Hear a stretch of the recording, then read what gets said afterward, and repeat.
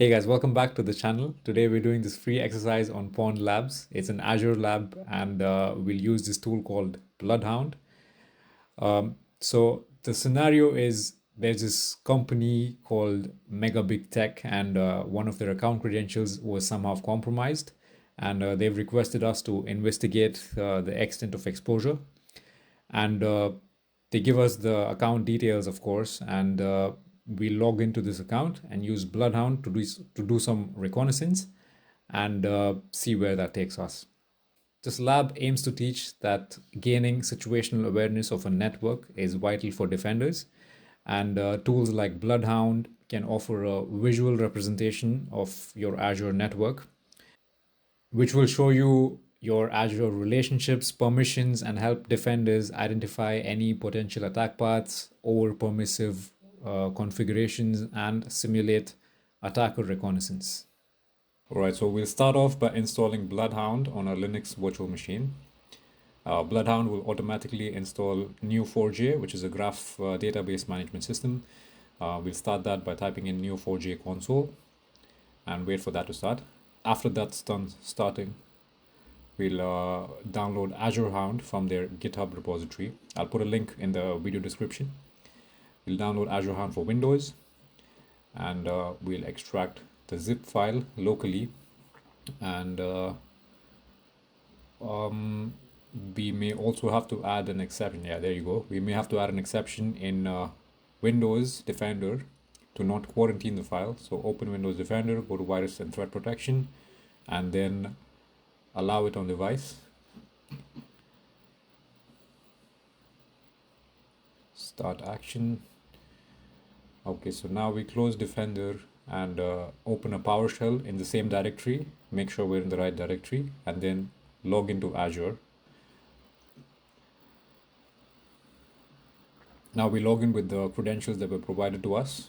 So go to Azure and log in with that, with the username Jose Rodriguez, Mega Big Tech, and the password provided.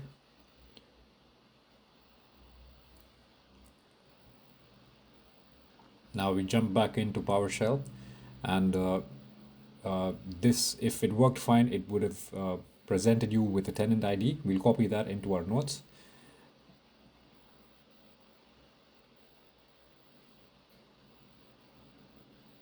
Open Notepad and paste the tenant ID.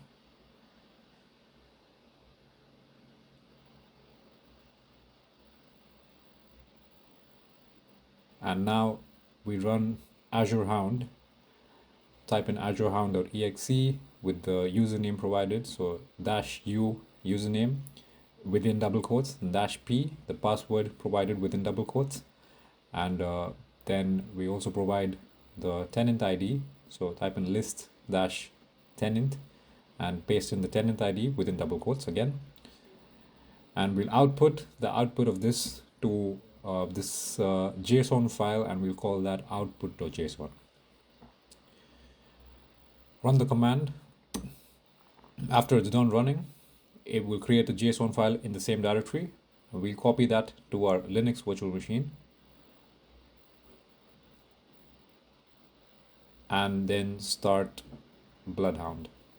Or before that, we open Neo4j. So the address for that, it runs on port 7474. So open your web browser within your Linux virtual machine and go to port 7474. And we'll be presented with a login screen. So we log in with the default credentials, which is Neo4j. And as soon as you're done logging in, it'll ask you to change the password, and we'll change it to something more secure. So set your new password here.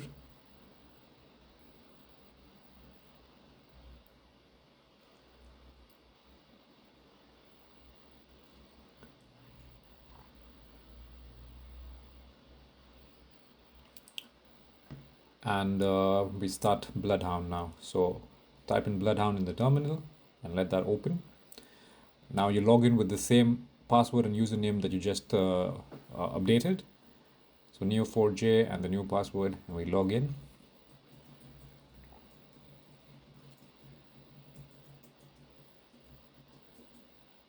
And here we upload the JSON file that we just created. So click on upload data, browse to your output.json and open the file. This takes a few minutes or seconds. Just give it some time to do its thing, and close that when it's done. Now open this menu here in BloodHound, and we'll search for the user, which is Jose.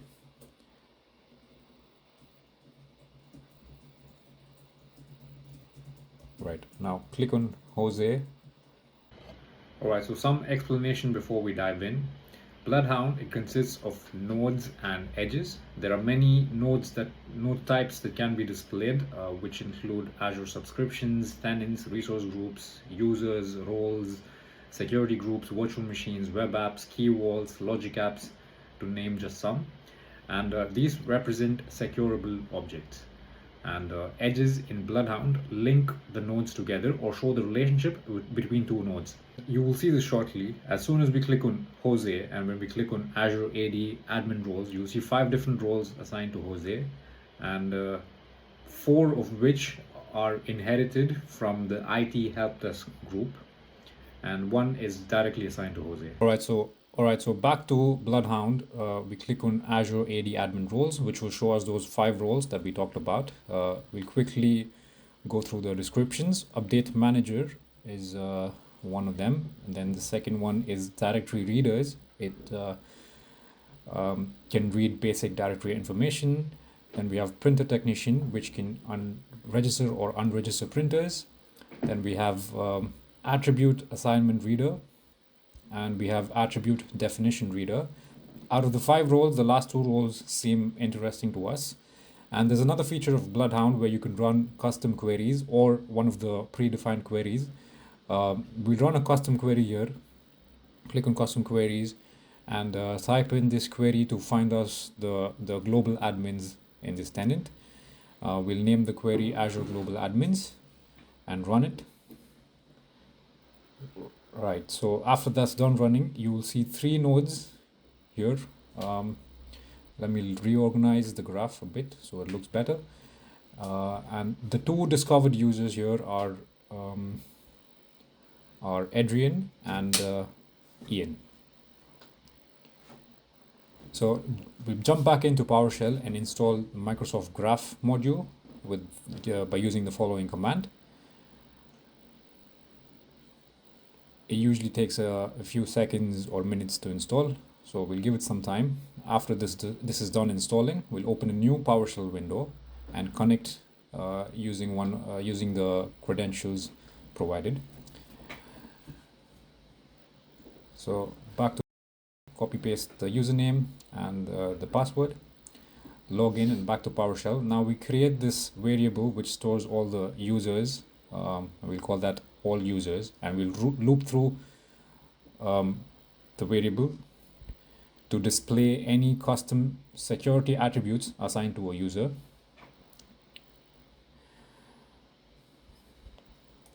User node ID property custom security attributes, and output that to the terminal. So we want to see the user principal name and the user's custom security attribute if they have one assigned. And to make the output look better, we'll add a sequence of dashes, so it just looks better, right? And as soon as you hit enter, the command's going to run. Scrolling up, we see one hit. We see a user with the name archive megabigtech. So we copy details to our notes again, and so we copy details to our notes again, and we go back to Azure portal, log in with the user account, which is Jose Rodriguez, and go to users and try to find the user that we just found. Archive user, open archive user and go to custom security attributes, and we're presented with this help desk let me expand the description. Allow help desk staff to log in and troubleshoot as other users, and it looks like there's a clear text password there. So we go back to groups and search for the help desk group. I'm going to type in IT in the search bar and click on IT help desk, and then go to Azure role assignments, and we find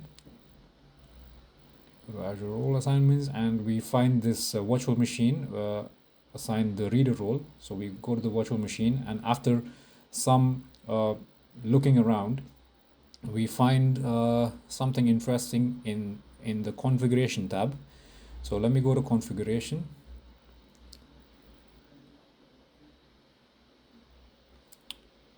and scroll down to the user data section, and this is something that looks interesting to us, so I'll copy that to our notes again.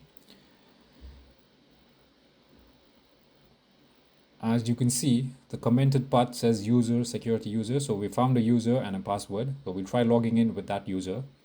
So let me go back to PowerShell and log in. User login.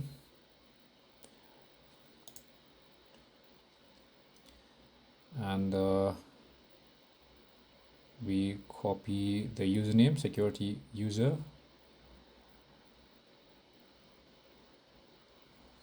and what was the domain name? Go back to the notes, copy megabigtech.com, and then enter the password that we just got.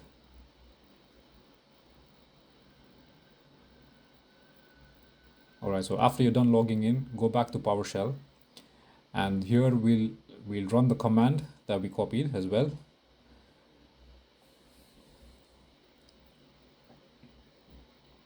Alright, so this command, it downloads an XML file stored within a container. After we're done here, we'll also explore how this can be done with the Azure portal.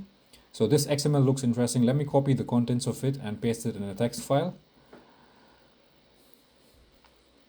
Copy that. Paste that here. And going through the XML, I can already see sensitive information. Here we find the global admin password. Somewhere here, yeah, so Ryan at megabigtech, that's the global admin credentials in plain text. Now we'll do the same thing through the Azure portal. So let me log back in using the security user and then go to storage accounts,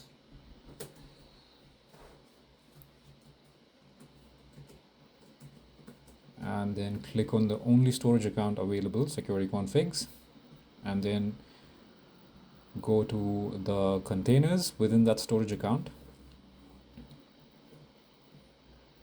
Where's containers? Yep, containers, and click on security PC container. Now here you'll find the XML and the flag text file. So you can download the flag text file here, which will have the flag for the lab. That brings us to the end of the video. I hope you found this useful. If you did, then drop a like. Again, most importantly, shout out to PwnedLabs for making this possible. They're an amazing training platform, purely focused on cloud security. I've only done 2 labs so far, and they're amazing. I would highly recommend this platform to anyone interested in cloud security. See you in the next video.